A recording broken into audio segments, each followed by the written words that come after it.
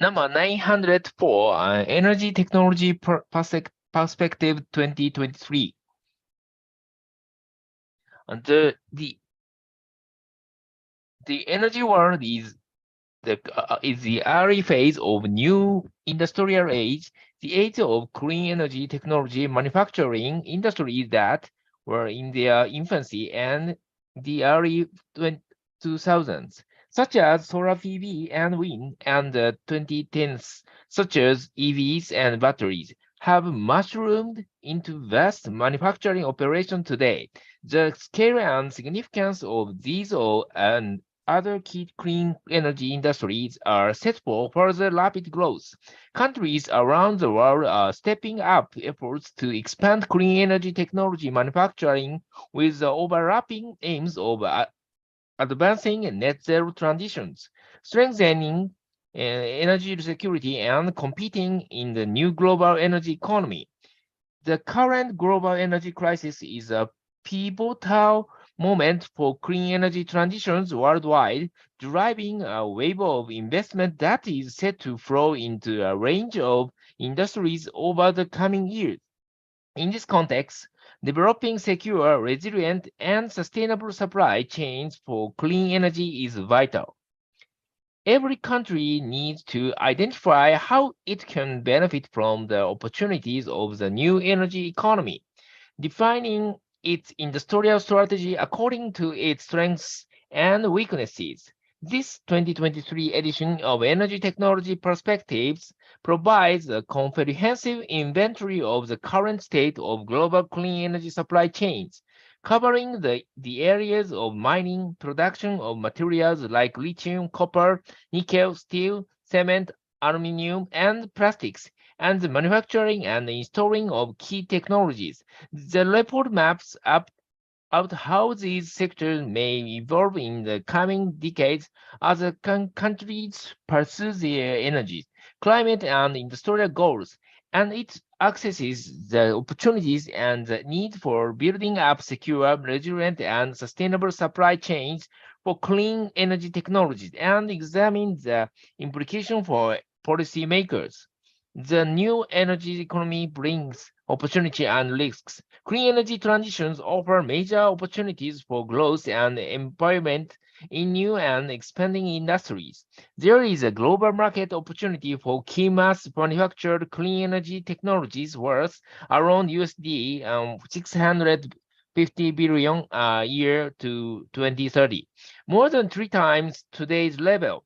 If countries worldwide fully implement their announced energy and climate pledges, related clean energy manufacturing jobs would more than double from 6 million today to nearly 14 million by 2030, with over half of these jobs tied to electric vehicles, solar PV, wind, and heat pumps. As clean energy transitions advanced beyond 2030, this would lead to further rapid industrial and employment growth. But there are potentially risky levels of concentration in clean energy supply chains, both for the manufacturing of technology and the materials on which they rely on.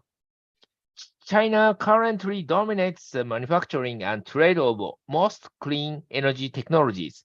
China's investment in clean energy supply chains has been incremental in bringing down costs worldwide for key technologies, with multiple benefits for clean energy transitions. At the same time, the level of geographical concentration in global supply chains also creates potential challenges that governments need to address.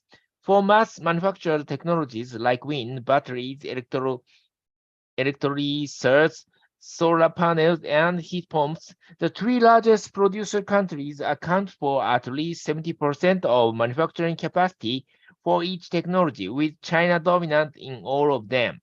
The geographical distribution of critical mineral extraction is closely linked to resource endowment, and much of it is very concentrated.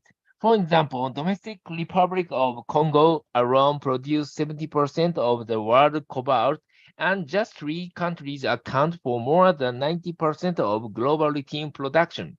Concentration at any point along the supply chain makes the entire supply chain vulnerable to incidents, be they related to an individual country's policy choices, natural disasters, and technical failure or company decisions. The world is already seeing the risks of tight supply chains, which have pushed up clean energy technology prices in recent years, making countries' clean energy transitions more difficult and costly. Increasing prices for cobalt, lithium, and nickel led to the first ever rise in battery prices, which jumped by nearly 10% globally in 2022. The cost of wind turbines outside China has also been rising after years of decline, with the prices of inputs such as steel and copper about doubling between the first half of 2020 and the same period in 2022. Similar trends can be seen in solar PV supply chains. And that's an electrolyzers, heat pumps, solar PV, and wind battery manufacturing. China is a top, uh, almost China is top. Governments are racing to shape the future of clean energy technology manufacturing. Countries are trying to increase the resilience and diversity of clean energy supply chains, while also competing for the huge economic opportunities. Major economics are acting to combine their climate, energy, security, and industrial politics. The Inflation Reduction Act in the United States is a clear articulation of this. But there is also the Fit for 55 package and REP owner EU plan in the European Union, Japan's Green Transformation Program, the production-linked incentive scheme in India that encourages manufacturing of solar PV and batteries. And China is working to meet and even exceed the goal of its latest 5-year plan. There are big dividends for countries that get their clean energy industry strategies right. Project developer and investors are watching closely for the politics that can give them a competitive edge in different markets and will respond to supportive politics. Only 25% of the announced manufacturing projects globally for solar PV are under construction or are beginning construction imminently. The number is around 35% for EV batteries and less than 10% for e- electrolyzers. The share is highest in China, where 25% of total solar PV and 45% of battery manufacturing is already at such an advanced stage of implementation. In the United States and Europe, less than 20% of announced battery and electrolyzer factories are under construction. The relatively short lead times of around 1 to 3 years on average to bring manufacturing factories online mean that the project pipeline can expand rapidly in countries with an environment that is conducive to investment. Manufacturing project announced but not firmly committed in one country today could end up actually being developed elsewhere in response to shifts in politics and market development. Greater efforts are needed to diversity and strengthen clean energy supply chains. China accounts for most of the current announced manufacturing capacity expansion plans to 2030 for solar PV components, around 85% for cells and modules, and 90% for wafers. For onshore wind components, around 85% for blades, and around 90% for nacelles and towers. And for EV battery components, 98% for anode and 93% for cathode material. Hydrogen electrolyzers are the main exception, with around one quarter of manufacturing capacity announcements for 2030 being in China and the European Union, respectively, and another 10% in the United States. Clean energy supply chains benefit from international trade. International trade is vital for rapid and affordable clean energy transition, but countries need to increase diversity of suppliers. For solar PV, many components are traded today, in particular wafer and modules. The share of international trade in global demand is nearly 60% for solar module, with around half of the solar module manufactured in China being exported predominantly to Europe and the Asia Pacific region. The situation is similar for EVs, for which most of the trade in components flows from Asia in Europe, which imports around 25% of its EV battery from China. Wind turbine components are heavy and bulky, but the international trade of towers, blades, and nacelles is quite common. China is a major player in wind turbine components manufacturing, accounting for 6% of global capacity and half of total exports, most of which go to other Asian countries and Europe. In the United States, one of the largest wind power markets, the domestic content of blades and hubs is lower than 25%. For heat pumps, the share of international trade in global manufacturing is below 10%, with most of it from China to Europe.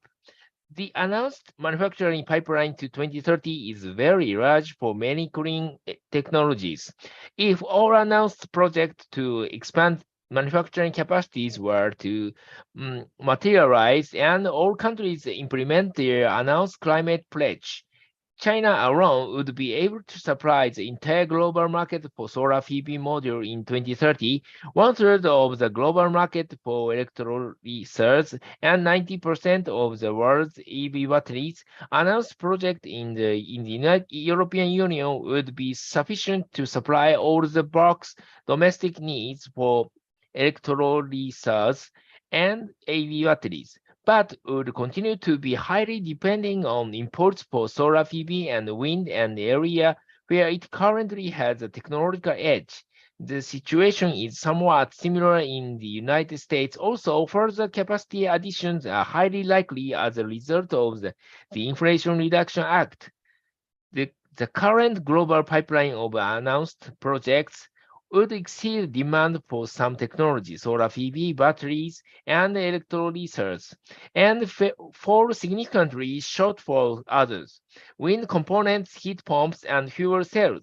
This highlights the importance of clear and credible development targets from governments to limit demand, uncertainty, and guide investment decisions. Climate minerals bring their own set of challenges. The mining of critical minerals is the only step in clean energy technology supply chain that depends on resource endowment alone.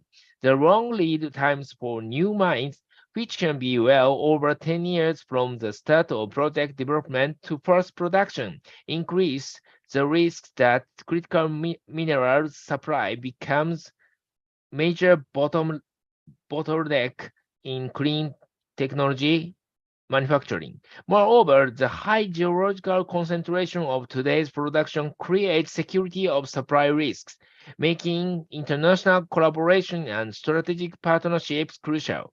Clear policy signals about future development are particularly important to de-risk investments in this sector, as companies developing new mining capacity need to be confident that clean energy technologies further down the supply chain will be successfully scaled up in time. The majority of announced projects for the processing and refining of key critical minerals are said to be located in China. These midstream processes tend to be energy intensive. China accounts for 80% of the announced additional product capacity to 2030 for copper and dominates announced refining capacity of key metals used in battery, 95 for cobalt and around 6% for lithium and nickel. Currently, planned expansions of mineral processing capacity worldwide fall well short of the volumes that will be needed for rapid deployment of clean energy technology. And polysilicon for solar PV supply chain is in the only area in which surplus of capacity by 2030 can currently be expected. Mitigating risks in critical mineral supplies requires a new, more diversified network of diverse international producer-consumer relationships. These will be based not only on mineral resources, but also on the environmental, social, and governance standards for their production and processing. These new partnerships need to be balanced in ways that offer resource-rich producers, especially in developing economies, the opportunity to move beyond primary production. Stockpiling options can also provide safeguards against disruption, but a comprehensive suite of politics in support of mineral security needs to include attention on the demand side, notably via recycling programs and support for technology innovation. Countries' clean energy industrial strategy needs to reflect their strengths and weaknesses. For more countries, it is not realistic to compete effectively across all parts of the relevant clean energy technology supply chains. They need not to do so. Competitive specialism often arises from inherent geographic advantage, such as access to low-cost renewable energy or the presence of mineral resources, which can lead to lower production costs for energy and material commodities. But they can also arise from other attributes like a large domestic market, a high-skilled workforce, or synergies and spillovers stemming from existing industries. Holistically assessing, assessing and nurturing these competitive advantages should form a central pillar of government's industrial strategies, designed in accordance with international rules and complemented by strategic partnership.